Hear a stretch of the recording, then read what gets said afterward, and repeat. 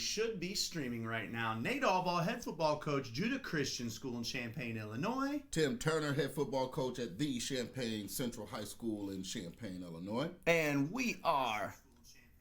Ooh, the sound is good too. Yeah, we're live, guys. We're All live right. and ready to roll. We are live and ready to roll. Oh, I don't like repeating people, and I just did it. I just repeated you. It's all good. We're learning. Today's topic is 3 ways to make your program hard to beat. Not necessarily like within a game. Coach Gardner checked in on Twitter and said, run the ball, don't turn it over, stop the run. But I'm thinking more program-wise, kind of make your high school being known for being hard to beat. 3 main ways. I got them in my brain right here, and I'm going to throw them at you and kind of see what your thoughts are. Okay. I want to throw this in, Coach, real quick. As we're chiming in, here's what I'm looking for. Not just 1 year. Yeah. Time after time after time. Yes. Okay. That's year what after we're year, talking about here. make your program year hard after year to after beat. year. Okay. All right, so we're going to spend the first 3 minutes is check-in time, and people throw out their first thoughts for their top 3 ways to make your program hard to beat. Okay, so we're not even diving into our 3 ideas for at least 3 minutes here. Okay. We are dying for you guys to check in. Tell us where you're from, where you coach, who you are, so that we can say hi and respond and do things like, hey, I knew a guy from there, or whatever. Make you a part of this show. Again, that's what we're here for, guys. We come to chat. We know each other's thoughts a little bit. We think about different football things. We'd like you guys to join us. Let's make this thing a little fun for us. That's right. This is exactly why, hey, we spent a little bit of coin to be able to go live and make it look good. Yeah. And I would love for you guys to chime in. So, waiting on our first guy to check in and tell us where they're from. You're watching live. Where are you watching live from? There we go. We got Travis Waddell from Farewell High School. Thanks for joining us, Travis. Coach, and is that, I'm trying to think, because I know a couple Travises. I'm trying to think if this is the guy I know from Michigan. Is Farwell in Michigan, Coach Waddell? Let us know. And what do you coach there as well? So, Farwell High School. I need to get like a second computer over here where I can just go Googling. Right, yeah. There's a thought. Isn't this the other one, Bunker Busters? That's my son. Welcome. That means he's probably sitting on the couch right now. Gotcha. And he got a notification on his phone, and he probably opened it. Right. Well, he's our sound guy. Yeah, that's true. Sound guy from home. Audio, video, all of it. I'll get a text on my phone that says, Dad, something's really bad here. Right. That sucks. All right, we got one guy checked in.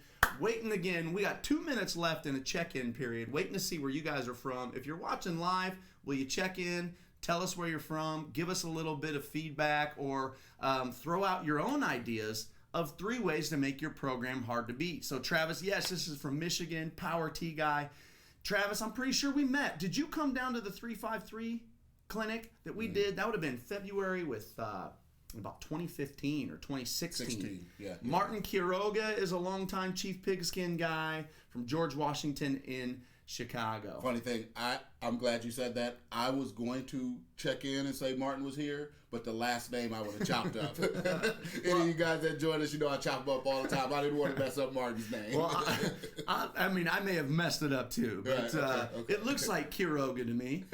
Hey, we got more guys watching. We're in our check-in phase right now. We're going about another minute to a minute and a half, waiting to see if you would check in and let us know where you're from and what you coach there would be great.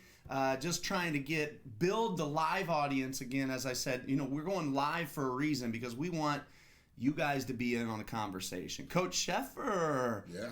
Brentsville High School in Virginia. Now, Sheffer, what I like about Sheffer? You follow him on Twitter? I do. He is a Twitter go-getter. I love it. Would you agree? Yeah. And here's what I love about it, is because every time you watch any of his posts, they're positive, and he's talking ball. Yeah. Sheffer loves it. Good to have you, Coach Sheffer. I know you are a football junkie. Yeah. That reminds me, there was something we were going to do, or I was going to do. I want to get like mugs made with the Chief Pigskin logo that just say junkie. Ah.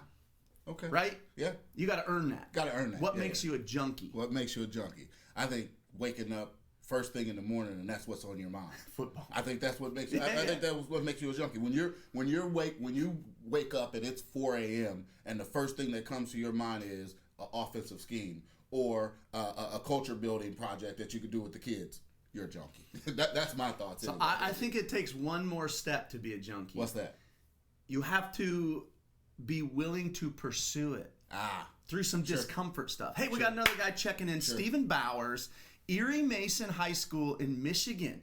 All right, Erie Mason. Now, when I hear Erie Mason High School, I'm thinking way north. I don't know why I'm thinking way north. Well, because it sounds eerie. Yeah, it sounds like it's out there. We got another. What's I'm gonna let you say it. You say it. That's Luke Rednick. Luke's out of Ohio. Elliott Middle School head coach. Only 20 years old, working his way up. Yes. Now, great job. I'm curious where you got the D in the last name. You just insert I said that. Rednick. You said Rednick. I said Rednick. Rednick. Hey, does anyone else hear him saying a D? Redneck? No, I think that's just the redneck in you that just hears it. It's redneck, right? That's what I hear. All right, Coach Schiffer. He says our head coach says he's the biggest nerd on their staff. Yeah. I believe it. Coach Schiffer is a junkie. All right, well, Luke Rednick, thank you. Welcome, 20-year-old, working his way up. And a junkie, see, I think, so junkie to me is part one, it's 2 parts. Maybe it's more. I'm just starting to define this. Right. Junkie is part A. It's always on my mind. Part B, I love it so much, I'll study it. Yeah. Willing to work and put some work into it. Yeah. Okay, southeast corner of Michigan. By Lake Erie. Right. Yeah, I was thinking that, what's the northernmost lake? Is that Huron? No, man, I can't even pronounce some of these names. Eureka High School, Kyle Johnson. Welcome out of Eureka. Eureka's had a couple good years in a row here. Yeah. And Todd Grant from Bangor, Wisconsin. Did I say it right? Is that how you guys say it up there? Forgive us, we don't know other states' football very well. So if you check in, you're from Illinois, we can be like, oh, that team does this, that team does that. When you check in, you're from another state, we don't know what you do. So, whether we respond to it or not, would love for you guys to just keep in those comments section telling us, hey, here's the type of school we are, here's maybe a little bit of success we had. And, you're not bragging, you're just kind of telling people about your area. Right. All right. Again, guys, that's what we're here for, to kind of build this network, kind of talk a little bit about football, get guys together that are like-minded sometimes. Today, we're talking about the 3 best ways to make your program hard to beat over the course of plenty of years. All right, so we finished check-in time. Last chance to check in over there. Tell us where you're from. Welcome all you guys, and thank you all you guys who checked in and told us where you're from and where you coach. Last chance to check in. We're going to go 3 main ways to make your program hard to beat. I'm going to tell Coach T my main 3 ways. You guys in the comment section, feel free to add to, right? You'd say, hey, agree with that one, don't agree, or I would add this one. And we're just going to go 10-15, keep it clean and concise. And then we're going to jump over to Facebook Live, be a little bit lower quality on the Facebook Live. We're going to go Facebook Live, where Coach T and I will kind of go further into our own opinions rather than just respond and we'll keep it clean here in the show, clean and neat. And then we'll go to the Facebook and just kind of chat. We'll call it the after party. Works for me. Deal? All right, 3 main ways. I see Travis chimed in. He was at the 3-5 clinic. I did meet him, 3-5 guy. His top 3 are family atmosphere. That's good. Yep. Making sure your players know you're there, that they are valued. And the weightlifting program. Yes. Yeah, yes. And a new check-in, PJ Ackerson. Pull the Coach T. See? Hey, I'm far away. Marion Center High School in PA. Defensive coach, 3-5-3 guys. There are a lot of 3-5-3 guys. You abandoned us. I didn't fully abandon. I'm just seeing what's on the other side. Exactly. You tell your wife the same thing. Punched in the eye. All right, here we go. 3 main ways. Here's my 3 main ways to build your program. We talked last week about building your monster, which is your program. That's your monster. How do you build that monster and make it hard to beat? Right. After thinking a lot about it, I've determined that, in my opinion, there are 3 main ways to make your program hard to beat. Those 3 main ways are, number 1, build numbers in the program. Right? It's attrition. You need numbers, big freshman numbers, which turn into sophomore numbers. You're talking about attracting big numbers at the lower levels and then retaining large numbers as you go through. So number 1 way to build your monster is numbers. Number 2 way, strength. Strength. I was in a little live show here by myself saying, I'm making a bold statement saying if you're not putting out ridiculous strength numbers, you're not winning year after year. Period. You're not. So that was my bold statement. Part number 3 of building your monster, making your program hard to beat, is consistency in your schemes. Now, consistency in your schemes can be within large scale and small scale, that you're not switching year after year, right? You're not going 3-5, 4-3, 3-5, 4, but or you're not going wing T spread, single wing. But even within the year, so I've been good at not changing scheme year after year. Sure. But I've been poor at within that year, those small changes. Oh, you're going to read this. Oh, you're going to read that. Oh, you're going to, those little changes. Maybe your blocking rules change within your season. All those things make your monster weaker. So those are my 3 main ways. Number 1, numbers in your program. Number 2, strength. And number 3, schematic consistencies. Okay? Now, I've seen guys that are very multiple defensively. Right. But whatever they're doing, they are a consistent year after year in what they're doing, because now your kids have, right? That freshman should be able to grow up in your program and develop over time. Sure. All right? Now, as you think about your response, I'm going to read off our newest comments, and then you can respond from there. Sound good? So you're kind of milling over my main 3. Okay. Did I forget one? Am I right on? All right, Martin Quiroga says, I think parent support. Boy, that'd be nice. Yes. Player buy-in, competitive off-season conditioning program. So Martin and I are together on one for sure. Parent support, player buy-in. I can't argue with those. No. And then a new guy checks in, Cody Townsend. O-line coach, run game coordinator, J.J. Pierce High School in Richardson, Texas. All right, welcome, Cody, and thanks for your input, Martin. Coach, what do you think of my main 3? So I think your main 3 are pretty good.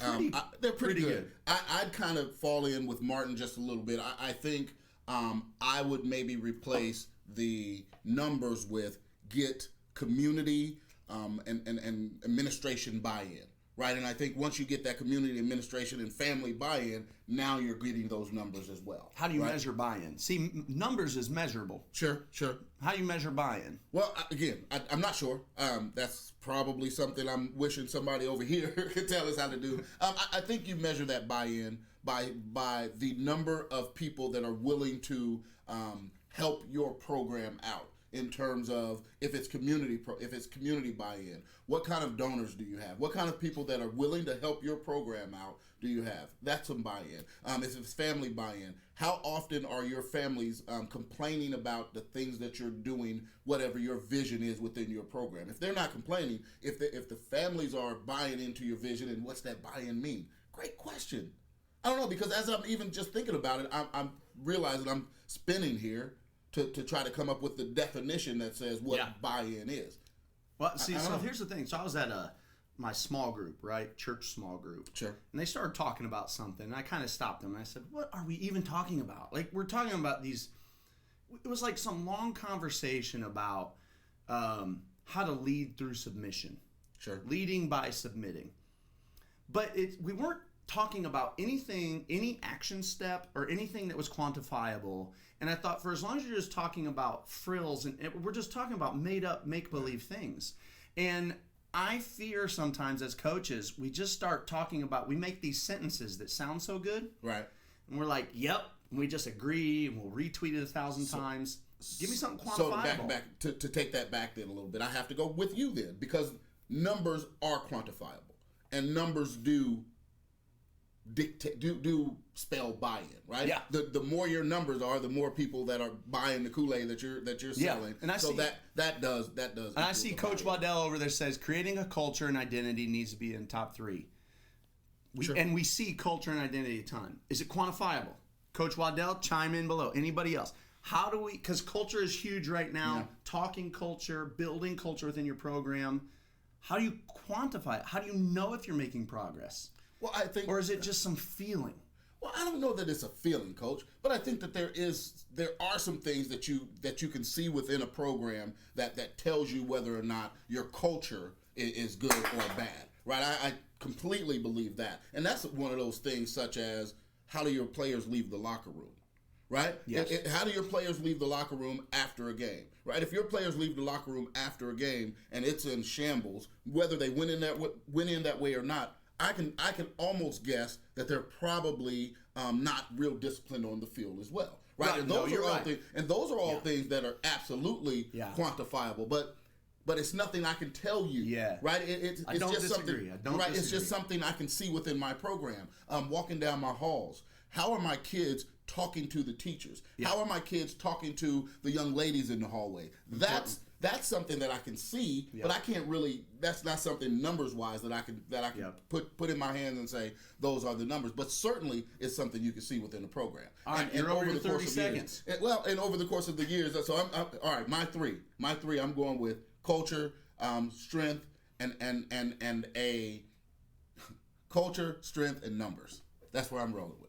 Culture, strength, and numbers. So you eliminated scheme. I eliminated scheme. See, at the end of the day, there's still something about the type of football you play. We can't ignore that.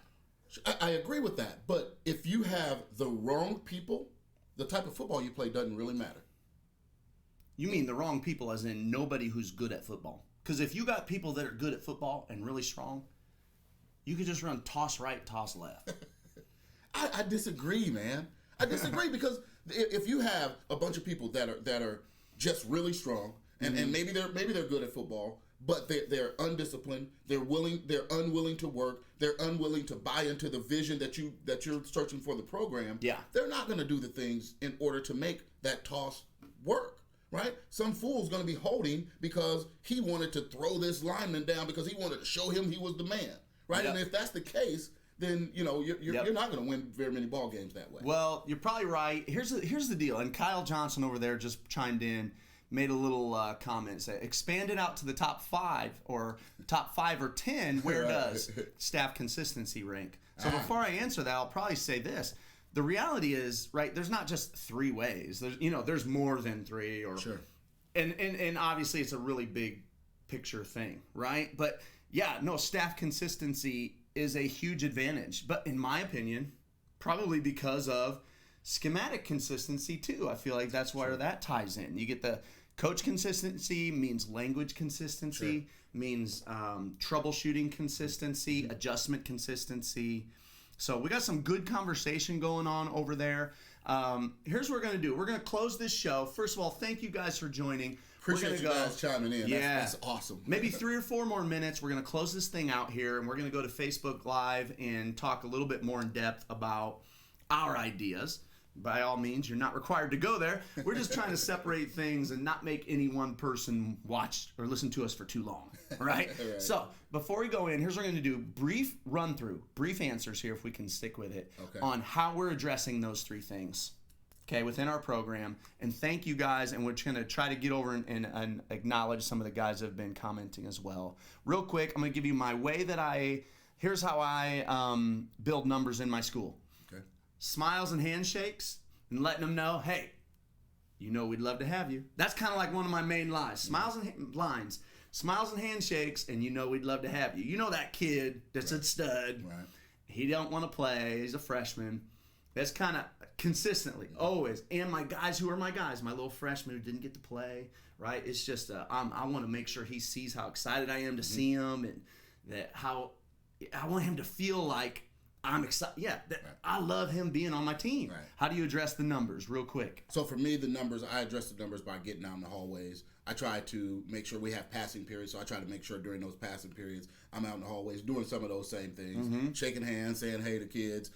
One of the biggest things that I've learned is once you get to know their names. Get to know their names, whether they're on your team or not, but get to know their names. If that little freshman, Johnny Smith, you're trying to get him to be a part of your program, if you just say, hey, Johnny, how you doing this morning?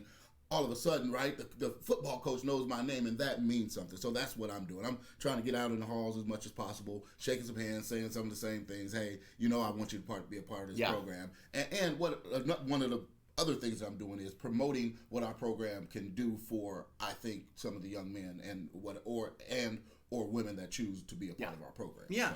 All right, well, let's talk about the last 2 before we do. Martin Quiroga, no joke, I started in week 4 this season. We had 2 linemen show up. In conditioning, we now have double-digit numbers, which is awesome, so numbers are growing. Right. Waddell says, I think you have buy-in when players start echoing what you say on their own. I got a little story about that. Maybe I'll tell you over on Facebook Live that story of buy-in from back in 2013 Central when I first came here, right? Like Wing T was not a popular choice. No. And all of a sudden they started echoing. And so Townsend says, our numbers, our workout energy, our players' grades lowered number of discipline problems, seeing a player in a team, not a coach-led team. Those are things, that's how you measure, right? Quantifiable buy-in. I cannot disagree with that, man. Sure. So Waddell, thinks scheme and culture go hand in hand. Yep. Name a successful T team that is not tough and disciplined. Right. Sure. How do we hook up on Facebook Live? You just go to Facebook and you search Chief Pigskin, find our channel, and we'll be live there. All right. Last two things. We're closing it out. Sure. How do you build weight room strength? Sure. Well, to me, two main reasons, super simple and quick. Number one, you got to be there supervising. So it's your time. And number two, accountability. So you track it and then you publicize that you're tracking it. Sure. So you show them. Emails, Instagram, Sure. motivate them. Those are my things, how you build strength. And it's not a one-time thing. It's a long-term work schedule. My two are accountability and energy. You got to figure out a way to hold your guys accountable. But I think it's up to you as the coach, us coaches, to provide the energy because it's the off season, right? It's so far away for these kids that it's hard to think about why you're really doing this. So I think that there's some times when we have to be willing and able to provide the energy. So those are my two. And last thing, as we close out this show, again, thank you guys for chiming in. Our quick thought on how do you create consistency in your schemes. Sure. So to me, number one, again, accountability and trusting your staff and asking your staff to hold you accountable. Because I could be extremely fickle in a season, and Coach T would be there in my backyard as we're grilling out saying, Nate, will you stop? We've got to do what we do, right? So that accountability. And number two is writing down what you're doing. So I can't tell you how many times I have created a call or a check for something, and then the next July rolls around, and I literally go, wait, what did we call that check? Yeah. Right? That's one super simple way to create some consistency in what you're doing, so at least the language isn't changing. Sure. So my third one was culture. Yeah. And so one of the ways that I'm looking to create culture within my program is I have a cultural curriculum. We spend a part of our practice every day, a few times a week, working on culture and what that means, whether it's leadership, whether it's accountability, whether it's dependability, whatever the phase of it we wanted to work on this week or this day. But we take time, intentional time out of our practice to work on culture. So that's what I'm doing. To work on just make-believe stuff that can't be quantified. Well, no, it's quantified. It's quantified by the way that the kids are behaving in school. Right. It's quantified by who they are in the community. It's quantified by the fact that we have, and this is one of the best things that I love, and our little special needs guy that's always around, right? And our kids treat him with the utmost respect, and to me, that's a culture thing. No, you're right. That's not something that a bunch of buttheads can do, right? That's a culture thing, and so to me, it's quantifiable. Well, I can't disagree with all you culture guys. You're not wrong, but I just don't feel like you're right yet. Sure. I'm in this weird state with culture. Sure. I can't solve it. And it's like I don't know what we're after. Does that make any sense? I don't know. Well, I think it's a Facebook Live we're living in like this frilly land as we talk about culture. And none of it's wrong. All right. Well, we're going to check off. We're going to go talk on Facebook Live and talk a little bit more in detail about what Coach T does, a little bit more detail about what I do. We don't expect people to necessarily come watch, but we do want to kind of finish the conversation just in case there's one or two guys that are curious. Sure. Thanks again, Coach West. Hi. Coach Gardner. Hi. Thanks for checking in. Better late than never. Coach T, you want to sign us off? I want to say I appreciate you guys. Again, when we get this kind of response, it really makes this thing go fun. So, as I always say, if we sign off, love, peace, and hair grease. Amen.